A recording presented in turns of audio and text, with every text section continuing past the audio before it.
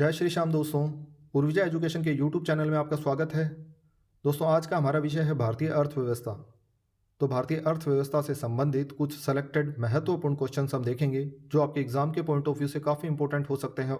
और ये दोस्तों, ये क्वेश्चन बार बार एग्जाम में पूछे जाते हैं। और इतना ही नहीं दोस्तों, आप अपना एनालिसिस भी कर सकते हैं, अपना स्कोर चेक कर सकते हैं, आप कहाँ तक परफॉर्म करते हैं यह चेक कर सकते हो आप। तो बिना किसी देरी के शुरू करते हैं। पहला क्वेश्चन, गिन्नी गुणांक या गिन्नी अनुपात एक अर्थव्यवस्था में निम्नलिखित में से किस माप से संबंधित है? दोस्तों, आपको बताना है मुद्रास्फीति की दर से, गरीबी सूचकांक से, आय असमानता से या व्यक्तिगत आय से। दोस्तों, आपको बताना है गिन्नी गुणांक या गिन्नी अनुपात अर्थव्यवस्था में क्या दर्शाता है। तो इसका सही आंसर होगा दोस्तों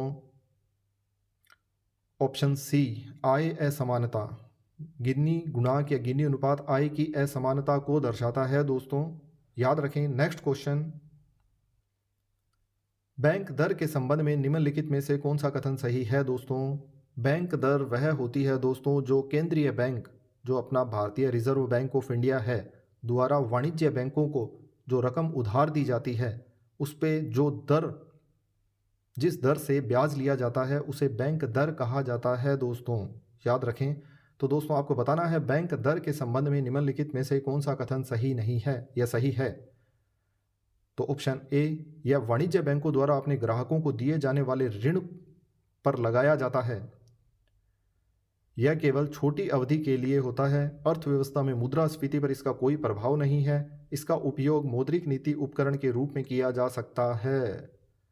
दोस्तों, बताना है कौन सा ऑप्शन सही होगा। तो इसका सही आंसर होगा दोस्तों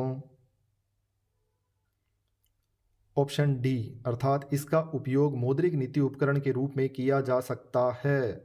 बाकी के जो ऑप्शन है वह गलत है दोस्तों। उन्हें अभी अपन सही करके देख लेते हैं कि वह सही कैसे होंगे। तो इसका डिस्क्रिप्शन देखते हैं अपन।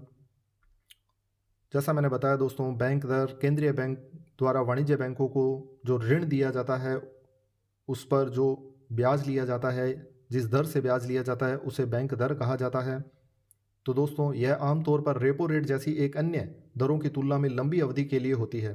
बैंक दरें वाणिज्य बैंकों की उधार दरों को प्रभावित करती है। दोस्तों, उच्च बैंक दर बैंकों द्वारा उच्च उधार दरों का अनुवाद होती है।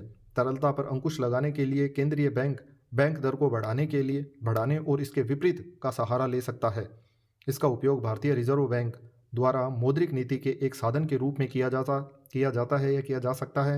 यह भारतीय अर्थव्यवस्था में मुद्रास्फीति को नियंत्रित करने के लिए उपयोगी है। दोस्तों, याद रखें, नोट डाउन कीजिए, इसे इंपॉर्टेंट है। नेक्स्ट क्वेश्चन, निम्नलिखित में से कौन सी समिति भारत में अप्रत्यक्ष कर सुधार के सुधार से संबंधित है? दोस्तों, नरसिम्हा समिति, चल्लैया समिति, अलाग समिति या आबिद हुसैन समिति। दोस्तों, आपको बताना है कि कौन सी समिति भारत में अप्रत्यक्ष कर सुधार से संबंधित है, अर्थात अप्रत्यक्ष करों के सुधार से संबंधित है। तो इसका सही आंसर होगा दोस्तों ऑप्शन बी, चल्लैया समिति। भारत की कर प्रणाली में सुधार के उद्देश्य से सरकार ने राजा चल्लैया के अधीन एक कर सुधार समिति नियुक्त की थी। दोस्तों, याद रखें। नेक्स्ट क्वेश्चन, निम्नलिखित में से कौन सी एक महारत्न कंपनी नहीं है? दोस्तों, आपको जो ऑप्शंस में जो कंपनियों के नाम दिए गए हैं उनमें से कौन सी महारत्न कंपनी नहीं है आपको बताना है। Steel Authority of India Limited, Hindustan copper Limited, तेल और प्राकृतिक गैस निगम limited, Bharat Heavy Electric Limited. तो दोस्तों, आपको बताना है दिए गए ऑप्शंस में से कौन सा सही है।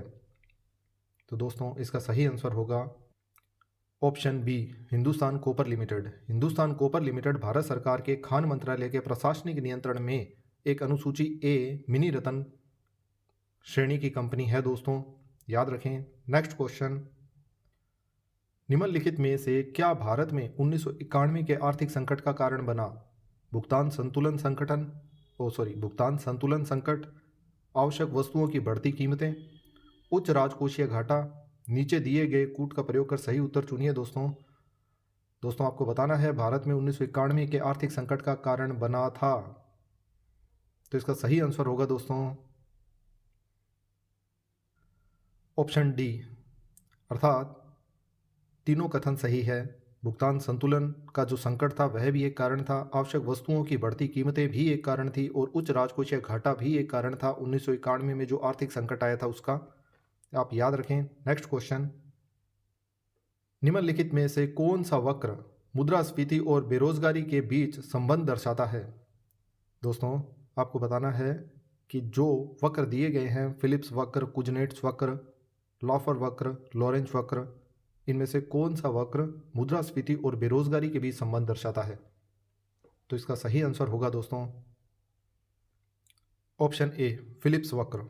फिलिप्स वक्र जो है वह मुद्रास्फीति और बेरोजगारी के बीच में संबंध दर्शाता है दोस्तों। कुजनेट्स वक्र जो है यह आर्थिक विकास और असमानता के बीच में संबंध दर्शाता है।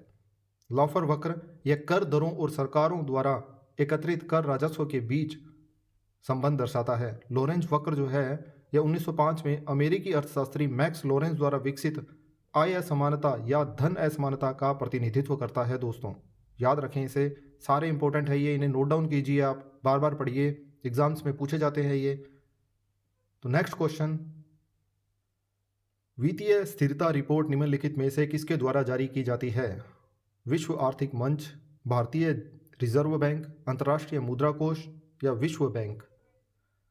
दोस्तों आपको बताना है वित्तीय स्थिरता रिपोर्ट निम्नलिखित में से किसके द्वारा जारी की जाती है? तो इसका सही आंसर होगा दोस्तों ऑप्शन बी, भारतीय रिजर्व बैंक। वित्तीय स्थिरता रिपोर्ट जो है एक द्विवार्षिक रिपोर्ट है जो वित्तीय स्थिरता और वित्तीय प्रणाली के लचीलेपन के जोखिमों को दर्शाती है। यह भारतीय रिजर्व बैंक द्वारा जारी की जाती है। याद रखें दोस्तों। नेक्स्ट क्वेश्चन, निम्नलिखित में से कौन सा मौद्रिक नीति का प्रत्यक्ष साधन है? LAF, OMO, SDR, CRR? दोस्तों आपको बताना है कि कौन सा मौद्रिक नीति का प्रत्यक्ष साधन है। दोस्तों मौद्रिक नीति के प्रत्यक्ष और अप्रत्यक्ष दोनों तरह के साधन होते हैं, तो दिए गए ऑप्शंस में से आपको बताना है कि प्रत्यक्ष साधन कौन सा है। तो इसका सही आंसर होगा दोस्तों ऑप्शन डी, CRR, नगद आरक्षित अनुपात। यह NDTL शुद्ध मांग एवं समय देनदारियों का हिस्सा है जो बैंकों को RBI के पास नकदी के रूप में बनाए रखना चाहिए। CRR मौद्रिक नीति का प्रत्यक्ष साधन है दोस्तों अब जान लेते हैं कौन से प्रत्यक्ष साधन है, कौन से अप्रत्यक्ष है। तो प्रत्यक्ष साधनों में CRR, SLR, SLR और रिफाइनेंस सर्विसेज आती है दोस्तों। जो रिफाइनेंस सुविधाएं होती है वह आती है।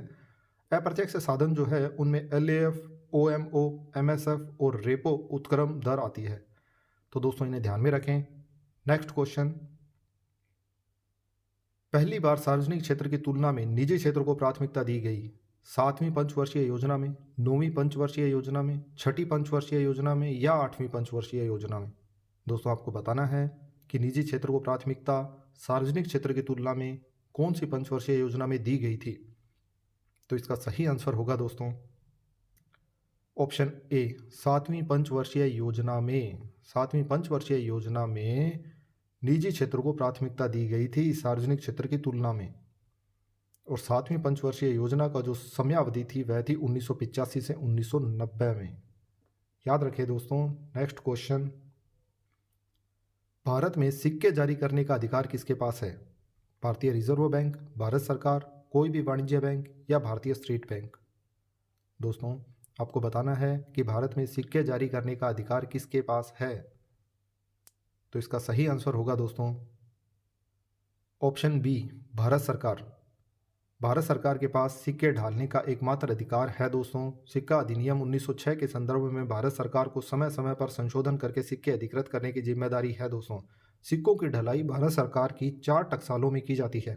मुंबई, अलीपुर जो कोलकाता में है, सैफाबाद और चेरल्लापल्ली जो हैदराबाद में है, और नोएडा उत्तर प्रदेश में। दोस्तों याद रखें इन्हें। नेक्स्ट क्वेश्चन, रजत क्रांति के संबंध में निम्नलिखित में से कौन सा कथन सत्य है? रजत क्रांति उर्वरकों से संबंधित है। पूर्व प्रधानमंत्री राजीव गांधी को रजत क्रांति का जनक कहा जाता है। दोस्तों दिए गए कथन में से बताना है आपको कौन सा कथन सही है। तो इसका सही आंसर होगा दोस्तों ऑप्शन डी, अर्थात दोनों कथन गलत है दोस्तों। रजत क्रांति अंडे के साथ साथ पोल्ट्री के उत्पादन में वृद्धि से संबंधित है। पूर्व प्रधानमंत्री इंदिरा गांधी को रजत क्रांति का नेतृत्व करने के लिए अग्रणी माना जाता है, न कि राजीव गांधी को। और दोस्तों, इसकी शुरुआत 1969 में हुई थी और यह 1978 में समाप्त हुई थी दोस्तों, याद रखें इसको। नेक्स्ट क्वेश्चन, भारत सरकार ने कब गरीबों पर ध्यान केंद्रित करते हुए लक्षित सार्वजनिक वितरण प्रणाली, जिसे टीपीडीएस की कहा जाता है, की शुरुआत की? दोस्तों, लक्षित सार्वजनिक वितरण प्रणाली की शुरुआत कब की गई थी आपको बताना है। भारत सरकार द्वारा जून 1992 में, जून 1997 में, दिसंबर 2000 में या दिसंबर 2002 में? तो दोस्तों, इसका सही आंसर होगा ऑप्शन बी, जून 1997 में लक्षित सार्वजनिक वितरण प्रणाली की शुरुआत की गई थी दोस्तों, याद रखें इसे, इम्पोर्टेंट है, एग्जाम में पूछा जाता है दोस्तों। पीडीएस जो होती है, पीडीएस के तहत राज्यों को खाद्यान्न वितरण के लिए, गरीबों की पहचान के लिए और पारदर्शी और जवाबदेह तरीके से इसके वितरण के लिए सुचारू व्यवस्था तैयार करने और लागू करने की आवश्यकता थी दोस्तों, इसे याद रखें। नेक्स्ट क्वेश्चन, शुद्ध राष्ट्रीय उत्पाद जिसे एनएनपी कहा जाता है वह क्या है? एनएनपी जीएनपी में से मूल्यह्रास को घटा दिया जाता है उसे कहा जाता है, या विदेश से आय जो आती है उसे कहा जाता है, या जीएनपी और मूल्यह्रास दोनों को मिलाने से एनएनपी बनता है, या फिर जीएनपी में से विदेशी आय को घटा देने से एनएनपी प्राप्त होता है दोस्तों, आपको बताना है इसका सही आंसर क्या होगा। तो दोस्तों, इसका सही आंसर होगा ऑप्शन ए, एनएनपी जो है वह जीएनपी में से मूल्यह्रास को घटा दिया जाए तो एनएनपी प्राप्त होता है, याद रखें। नेक्स्ट क्वेश्चन, खनन को अर्थव्यवस्था के कौन से क्षेत्र में रखा गया है? प्राथमिक क्षेत्र, द्वितीयक क्षेत्र, तृतीय क्षेत्र या विनिर्माण? दोस्तों, आपको बताना है कि खनन को अर्थव्यवस्था में कौन से क्षेत्र में रखा गया है। तो इसका सही आंसर होगा दोस्तों ऑप्शन ए, प्राथमिक क्षेत्र में। खनन को प्राथमिक क्षेत्र में रखा गया है दोस्तों। अब प्राथमिक, द्वितीयक और तृतीयक क्षेत्र में कौन कौन से सेवाएं या संस्था आती है, वो संसाधन आते हैं, वो आपको मैं बता देता हूं। तो दोस्तों, यहाँ प्राथमिक, द्वितीयक, तृतीयक, चतुर्थ क्षेत्र को डिस्क्राइब किया गया है। आप इसे नोट डाउन कर सकते हो, बार बार पढ़ सकते हो, एग्जाम में डायरेक्टली क्वेश्चन उठ के आते हैं इससे। तो चलते हैं नेक्स्ट क्वेश्चन पे, इसका स्क्रीनशॉट ले सकते हो आप। नेक्स्ट क्वेश्चन, एक देश की मौद्रिक इकाई के विनिमय मूल्य में जानबूझकर की गई कमी को क्या कहा जाता है? मूल्यह्रास, पुनर्मूल्यांकन, मूल्यांकन या अवमूल्यन? दोस्तों, आपको बताना है एक देश की मौद्रिक इकाई के विनिमय मूल्य में जानबूझकर की गई कमी को क्या कहा जाता है? तो इसका सही आंसर होगा दोस्तों ऑप्शन डी, अवमूल्यन। अवमूल्यन किसी देश की मौद्रिक इकाई के विनिमय मूल्य में जानबूझकर की गई कमी है, याद रखें दोस्तों। नेक्स्ट क्वेश्चन, निम्न में से कौन सा संस्थान राज्य के स्तर पर किसान की फसल की बिक्री के लिए एक व्यवस्था करता है? दोस्तों, आपको बताना है कि कौन सा संस्थान राज्य के स्तर पर या राज्य स्तर पर किसान की फसल की बिक्री के लिए एक व्यवस्था करता है।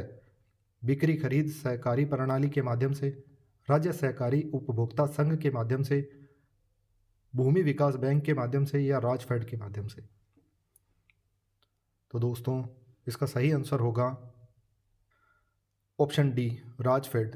Rajasthan state cooperative marketing federation limited एक ऐसा संगठन है जो 250 से अधिक ब्लॉक स्तर और 5000 से अधिक ग्राम स्तर की सहकारी समितियों में समामेलित है या सम्मिलित करता है और राज्य स्तर पर किसान की फसल की बिक्री की व्यवस्था करता है। तो दोस्तों, इसे ध्यान में रखें। नेक्स्ट क्वेश्चन, हाइड्रोकार्बन विजन 2025 किससे जुड़ा है? पेट्रोलियम उत्पादों का भंडारण, यूरो 1 और यूरो 2, ग्रीन हाउस प्रभाव से, इनमें से कोई नहीं। दोस्तों, आपको बताना है हाइड्रोकार्बन विजन 2025 किससे जुड़ा है।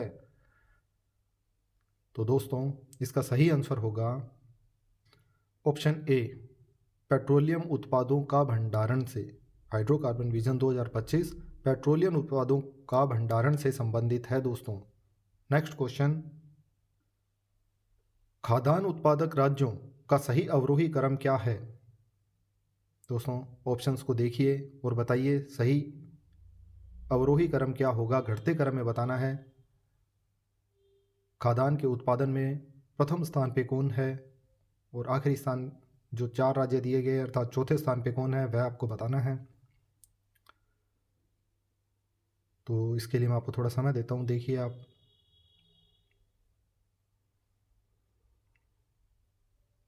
तो इसका सही आंसर होगा दोस्तों ऑप्शन डी। पहला स्थान उत्तर प्रदेश का है दोस्तों खाद्यान्न उत्पादन के मामले में, दूसरा मध्य प्रदेश का, तीसरा पंजाब का और चौथा राजस्थान का है दोस्तों। दोस्तों इसमें ध्यान में रखें पंजाब पहले नंबर पे नहीं है, उत्तर प्रदेश पहले नंबर पे है, फिर मध्य प्रदेश, फिर पंजाब और चौथा स्थान राजस्थान का आता है। याद रखें चारों को दोस्तों। नेक्स्ट क्वेश्चन, एक व्यवस्था में जब मुद्रास्फीति और बेरोजगारी दोनों उच्च स्तर पर होती है तब यह स्थिति क्या कहलाती है या किस रूप में जानी जाती है? आपको बताना है। मुद्रास्फीति जनित मंदी के नाम से, मुद्रास्फीति प्रीमियम के नाम से या मुद्रास्फीति अंतराल या संस्फीति के नाम से जानी जाती है। दोस्तों जब मुद्रास्फीति और बेरोजगारी दोनों उच्च स्तर पर होती है तब यह स्थिति क्या कहलाती है? तो इसका सही आंसर होगा दोस्तों ऑप्शन ए, मुद्रास्फीति जनित मंदी के नाम से कहलाती है दोस्तों, नाम से जानी जाती है। यह एक अर्थव्यवस्था जो बढ़ती मुद्रास्फीति और स्थिर आर्थिक उत्पादन दोनों को झेल रही है उसे मुद्रास्फीति जनित मंदी के रूप में जाना जाता है। मुद्रास्फीति जनित मंदी की शुरुआत 1970 के दशक में हुई थी, जब अचानक तेल में मूल्य वृद्धि के कारण कई औद्योगिक देशों को उच्च बेरोजगारी और तीव्र मुद्रास्फीति जनित मंदी का सामना करना पड़ा था दोस्तों। मुद्रास्फीति जनित मंदी की एक वैकल्पिक परिभाषा एक ऐसा समय है जब मुद्रास्फीति और सकल घरेलू उत्पाद दोनों में गिरावट होती है। नोट डाउन कीजिए दोस्तों, इसे बार बार पढ़िए। नेक्स्ट क्वेश्चन, वर्तमान में राजस्थान में औद्योगिक उत्पादन सूचकांक का आधार वर्ष क्या है? 2004-5, 2005-6, 2011-12, 2014-15। दोस्तों आपको बताना है कि राजस्थान में औद्योगिक उत्पादन सूचकांक का आधार वर्ष क्या है। तो इसका सही आंसर होगा दोस्तों ऑप्शन सी, 2011-12। औद्योगिक उत्पादन सूचकांक एक अल्पकालिक व्यापक आर्थिक संकेतक है जिसका उपयोग व्यापक रूप से राज्य के औद्योगिक विकास को मापने में किया जाता है। वर्तमान में औद्योगिक उत्पादन सूचकांक का निर्माण या आधार वर्ष 2011-12 के आधार पर किया जाता है। नई आधार वर्ष औद्योगिक उत्पादन श्रृंखला विनिर्माण क्षेत्र के लिए 156 वस्तुओं या उत्पादों समूह पर आधारित है दोस्तों, यह भी आप याद रखें। नेक्स्ट क्वेश्चन, भारत की राष्ट्रीय आय को सबसे पहले किसके द्वारा मापा गया था? विलियम डिकबॉय के द्वारा, दादा भाई नारोजी के द्वारा, प्रोफेसर पीसी महालनोबिस के द्वारा या वी राव के द्वारा? दोस्तों आपको बताना है कि भारत की राष्ट्रीय आय को सबसे पहले किसके द्वारा मापा गया था। तो इसका सही आंसर होगा दोस्तों ऑप्शन बी, दादा भाई नारोजी के द्वारा। दादा भाई नारोजी, जिन्हें भारत का ग्रैंड ओल्ड मैन कहा जाता है, इस क्षेत्र में अग्रणी थे। उन्होंने 1876 में राष्ट्रीय आय का पहला अनुमान तैयार किया। उन्होंने पहले कृषि उत्पादन के मूल्य का अनुमान लगाकर और फिर गैर कृषि उत्पादन के रूप में एक निश्चित प्रतिशत जोड़कर राष्ट्रीय आय का अनुमान लगाया था। दोस्तों याद रखें यह 1876 में किया गया था। नेक्स्ट क्वेश्चन, भारत में वस्तु एवं सेवा कर कब लागू किया गया था? 1 जून 2016 को, 1 जुलाई 2017 को, 1 अगस्त 2017 को, 1 सितंबर 2017 को? दोस्तों आपको बताना है कि भारत में वस्तु एवं सेवा कर कब लागू किया गया था। तो इसका सही आंसर होगा दोस्तों ऑप्शन बी, 1 जुलाई 2017 को। जीएसटी अर्थात गुड्स एंड सर्विस टैक्स पूरे भारत में वस्तुओं और सेवाओं के निर्माण, बिक्री और खपत पर एक व्यापक अप्रत्यक्ष कर है दोस्तों, याद रखें इसे। यह 2016 के 101वें संशोधन अधिनियम के रूप में पारित किया गया था और संविधान के 101वें संशोधन के कार्यान्वयन के माध्यम से 1 जुलाई 2017 से वस्तु और सेवा कर लागू हुआ था दोस्तों, याद रखें इसे। नेक्स्ट क्वेश्चन, नोट डाउन कीजिए, सारे फैक्ट इंपॉर्टेंट है, कंफ्यूज हो सकते हो आप इसमें। नेक्स्ट क्वेश्चन,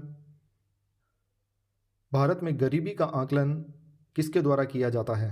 नीति आयोग के टास्क फोर्स के द्वारा, CSO के द्वारा, NSSO के द्वारा या भारतीय रिजर्व बैंक के द्वारा। दोस्तों, आपको बताना है कि भारत में गरीबी का आकलन किसके द्वारा किया जाता है। तो इसका सही आंसर होगा दोस्तों ऑप्शन ए, नीति आयोग की टास्क फोर्स के द्वारा किया जाता है। जो गरीबी का आकलन है वह नीति आयोग की टास्क फोर्स के द्वारा किया जाता है। दोस्तों याद रखें, इसे इम्पोर्टेंट है। नेक्स्ट क्वेश्चन, निम्नलिखित में से कौन नए आर्थिक सुधारों का अंग नहीं है? उदारीकरण, वैश्वीकरण, निजीकरण या केंद्रीकरण। दोस्तों आपको बताना है कि दिए गए ऑप्शंस में से नए आर्थिक सुधारों का अंग किसे नहीं माना गया है। तो इसका सही आंसर दिया गया है इसमें केंद्रीयकरण इसका सही आंसर है। नए आर्थिक सुधारों को LPG के नाम से भी जाना जाता है, यानी उदारीकरण, निजीकरण और वैश्वीकरण। 1985 में शुरू हुई नई आर्थिक नीति की प्रक्रिया को 1991 में गति मिली। तो दोस्तों इसी के साथ भारतीय अर्थव्यवस्था से संबंधित क्वेश्चन समाप्त होते हैं। मिलते हैं नेक्स्ट वीडियो में। धन्यवाद।